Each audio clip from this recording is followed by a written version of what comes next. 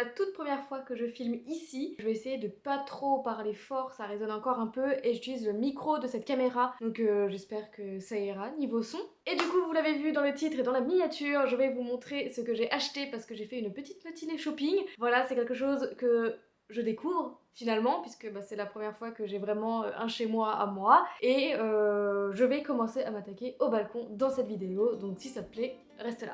J'ai acheté pas mal de trucs pour le balcon, donc je vais vous montrer ce que j'ai et ensuite je vais vous montrer dehors ce que je compte faire sur le balcon. Et si on a encore du temps et qu'il ne fait pas trop moche, je vais commencer les travaux du balcon parce que oui, il y a quelques travaux à faire et pour le moment le balcon je n'ai rien fait, rien, nada, je n'ai rien fait, je m'occupais déjà de l'intérieur de mon appartement. Bon, trêve de blabla et c'est parti pour le haut.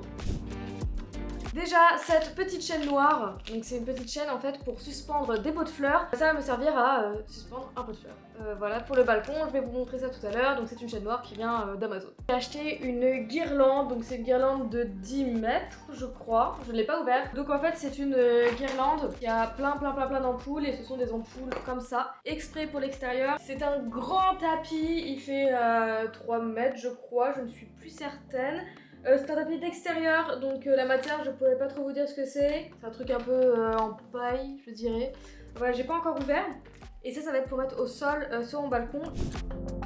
Ensuite ce matin je suis allée à Centracor et j'ai trouvé quelques trucs pas mal. Déjà j'ai trouvé cette jarre et il n'y a pas de bouchon en liège donc je sais pas si je vais m'en servir de vase ou si je vais mettre une grosse bougie dedans ou bien je vais juste m'en servir comme déco.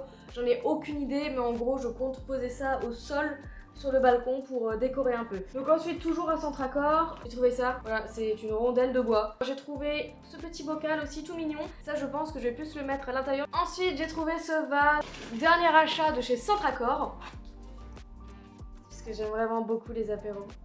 Ah, vous entendez? Alors ça me plaît pas. Attendez, est-ce que je me suis fait niquer? J'espère pas.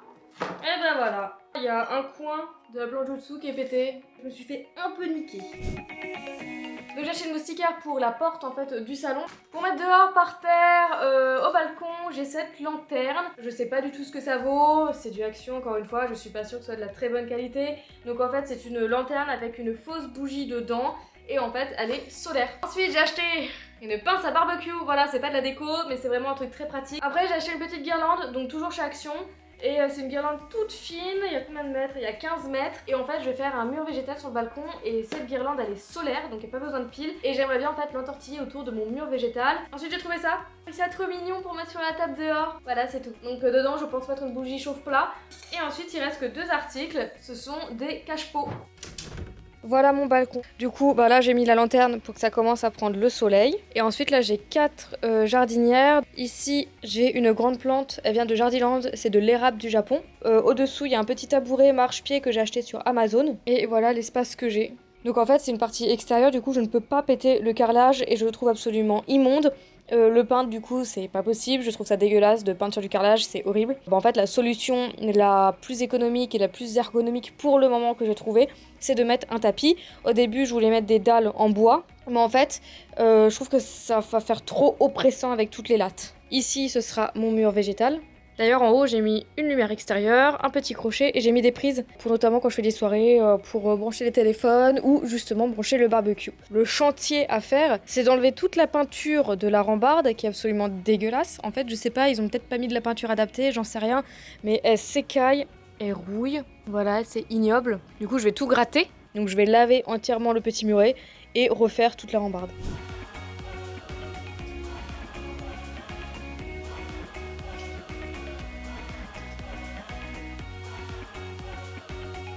Pour moi ça resterait comme ça. Bon du coup, prochaine étape, on va laver le balcon puisque du coup j'ai gratté le crépi pour le laver.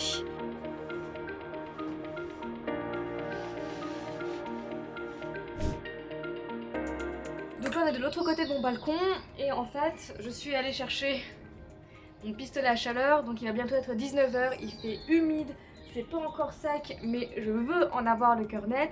Si en chauffant la peinture, est-ce qu'elle s'en va facilement ou non?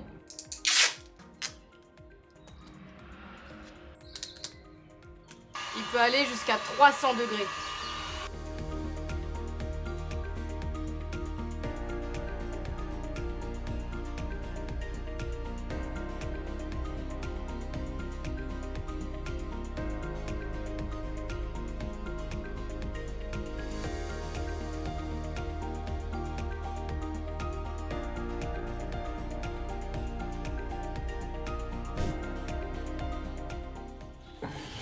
Oups, pardon. Waouh. Oh, ça sent bon sa mère. T'as raison, ça sent super bon. Ah ouais. Alors, Nickel. t'en as mis plein sur le mur. Non, c'est du scotch. Ouais. Petite précision quand même, avant de mettre la peinture, nous avons mis beaucoup d'anti-rouille, nous avons mis 2 couches d'anti-rouille directement sur la rambarde en fer, c'est très important pour que votre peinture ait une durée de vie plus importante. Et ensuite on a utilisé une peinture blanche exprès pour l'extérieur également, qui est elle aussi mélangée directement avec de l'anti-rouille. Et d'ailleurs, petite astuce pour éviter d'avoir les marques de pinceau sur la rambarde, vous passez le pinceau avec la peinture, forcément avec une assez bonne couche, et tout de suite après vous pouvez passer un petit rouleau. Et comme ça vous n'aurez pas du tout les traces de peinture. Et vous faites ça du coup pareil pour la première couche et pour la deuxième couche.